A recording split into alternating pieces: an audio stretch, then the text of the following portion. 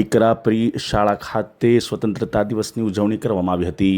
જ્યારે દેશમાં 80મા સ્વતંત્રતા દિવસની ઉજવણી કરવામાં આવી રહેલ હોય ત્યારે આ જ દિવસે 1947માં ભારત દેશ બ્રિટિશ શાસનની ગુલામીમાંથી આઝાદ થયો હતો। 15 ઓગસ્ટ 1947ના રોજ ભારતને સત્તાવાર રીતે સ્વતંત્રતા મળી તથા આ દિવસે લાંબા પરદેશી શાસન એટલે બ્રિટિશ શાસનનો અંત આવ્યો હતો।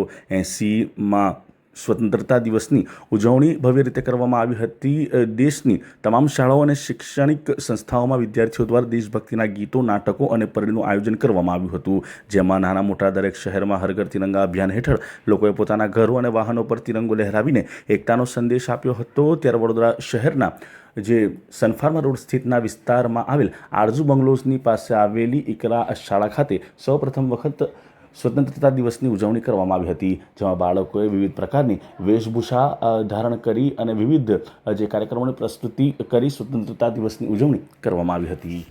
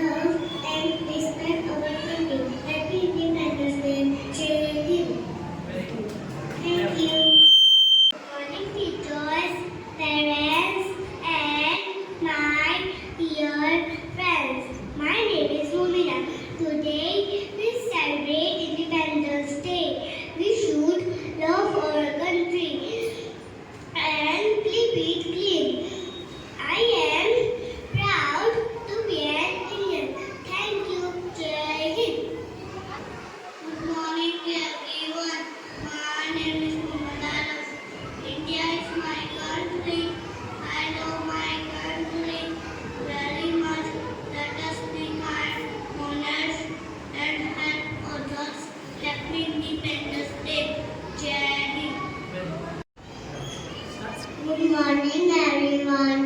My name is Fatima. Thank you to our principal, teachers, parents, and dear friends for joining our Independence Day celebration. Thank you to everyone who made this day special. Happy Independence Day. Jai Hind. જ્યારે સ્વતંત્રતા દિવસની ઉજવણી આપણી શાળામાં કરવામાં આવી શકે છે। આજે ઇકરા પ્રી સ્કૂલ ખાતે 80મો ઇન્ડિપેન્ડન્સ ડે સેલિબ્રેટ કરવામાં આવ્યો, જેમાં બાળકોએ કલ્ચરલ પ્રોગ્રામ કરી આ પ્રોગ્રામને સફળ બનાવ્યો।